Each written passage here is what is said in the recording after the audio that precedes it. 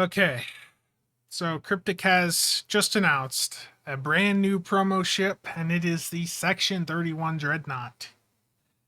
This is a promo ship. It is going to cost you 150 to 200 US dollars for a single character. And I don't really think this is worth your money. So let's just dive right into the stats here. This is a 4-4 Dreadnought. It has a Lieutenant Commander Tactical, an Ensign Engineer, Commander Engineer with Intel, Lieutenant Commander Science with Command, and a Lieutenant Universal Bridge Officer seating. This is fairly limiting, in my opinion. If you want to take advantage of the command seat, you can't have like a Gravwell one because that Lieutenant Commander command seat is going to be extremely valuable. If you're doing torps, you're going to want to have Concentrate Firepower 3. If you're just wanting more damage, Call Emergency Artillery does a lot. Or you may want to reduce the amount of damage you're taking with Suppression Barrage. So you're fairly limited with that Lieutenant Commander Science seat. And the Universal is only a lieutenant, so you don't have the option with this ship to run, a Gravwell and a CF3 at the same time. The other issue is that this is not really that new of a bridge officer seating. It's one that we have seen with a few other ships in recent times. And if I pop open the ship filter list here, we can see that there's a couple other ships that have let me just make this better here, that have a Commander Intel with Lieutenant Commander Command. Now, the one that I would say to pay close attention to is the Legendary Galaxy Dreadnought Cruiser. So, the Legendary Galaxy has, if we compare these side by side, you've got a Lieutenant Commander TAC. Guess what? The Legendary Galaxy has a Lieutenant Commander TAC. You've got an Ensign Engineer on this new Section 31 Dread. Guess what? The Legendary Galaxy has a Universal Ensign. You've got a Commander Engineer with Intel. Same on the Galaxy. You've got a Lieutenant Commander Science with Command, whereas that Lieutenant Commander is a Universal on the Galaxy, and you have a fixed Lieutenant Science instead.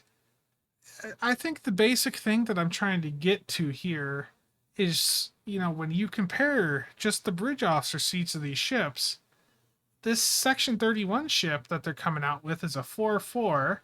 This Legendary Galaxy Dreadnought Cruiser in the C-Store is a 5-3, which is more popular to most people.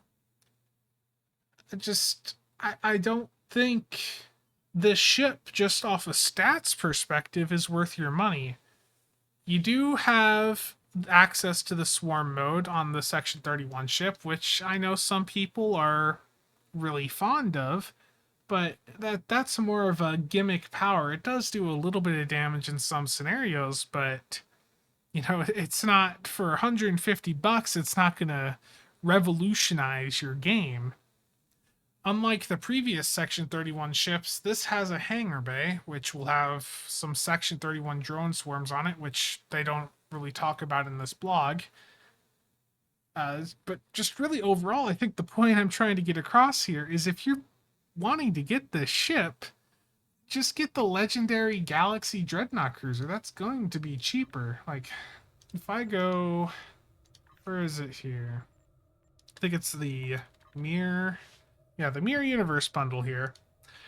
6,000 Zen, which is 60 bucks. You get this ship unlocked account wide, and it's basically a 5-3 version of this promo ship that they're putting in next week.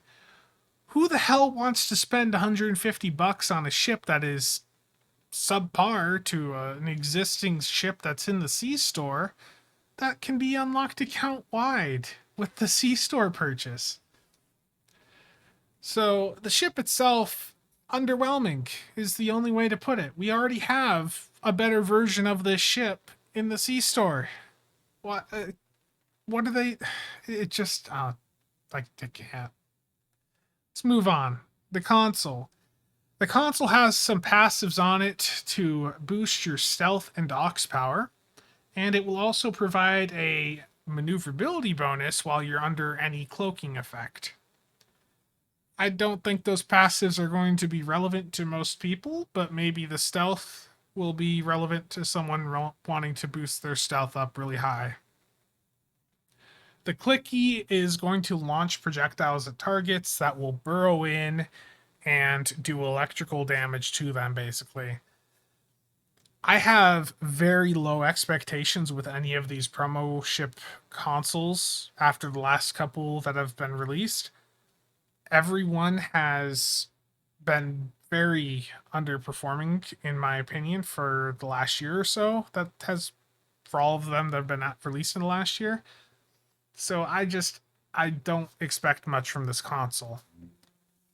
The trait off of this ship is called interference drones, and basically when you launch hangar pets, it's giving you temporary hit points. And whenever you have temporary hit points on you from any source, your pets, and only your hangar pets, no mines, targetable torps, anomalies, or whatever, just the pets, will get a 33% damage boost. I don't think this is worth your money. If you're wanting to boost hangar pets, I know people really want pets and like hangar carrier builds to be viable, but they just aren't in the current state of the game with how things are developed or designed. This isn't going to change that. You're going to spend $150 trying to get this trait, and it's not going to be a massive game changer for you if you're trying to min-max your carrier build. I don't think there's anything with this ship that is worth getting. I hate to say it. I hate to be so critical about it. But this ship already existed in the C-Store, basically. A better version of it. I want to compare some of these stats a little bit closer, so let me pop this back up. So the hull modifier on this is 1.55. The hull modifier on the legendary Galaxy Dread, that's the Galaxy with the third nacelle, it's in the mirror bundle, is 1.5. So the hull and shield mods are slightly better on this Section 31 ship. And some of the other stat boosts here, like the turn rate's better, the inertia's better, but the impulse modifier is slightly worse. I am of the opinion, that this ship isn't worth your money. That really, if you want this ship, as I've said now numerous times, just buy the Legendary Galaxy. It's the mirror bundle in the C-Store that has this thing. It's 6,000 Zen. It'll go on sale occasionally for right around $40 if you're patient. This is just a much better deal. These promo ships are extremely expensive to obtain. This ship's going to cost you like 1.5 billion, this new Section 31 one, when it comes into the game. It's just not worth your money. The console is very unlikely to be relevant. The trait, I doubt, is going to do much at all for anyone that even would want to use it for a carrier build. I'm just extremely underwhelmed by this, and I am saying to take a very hard pass on this new Section 31 Dreadnought. I do not think it's worth your money at the end of the day. That's it for this video, though. Thanks for watching. If you have any questions or comments, leave them down below. But that is it for today. See you all next time.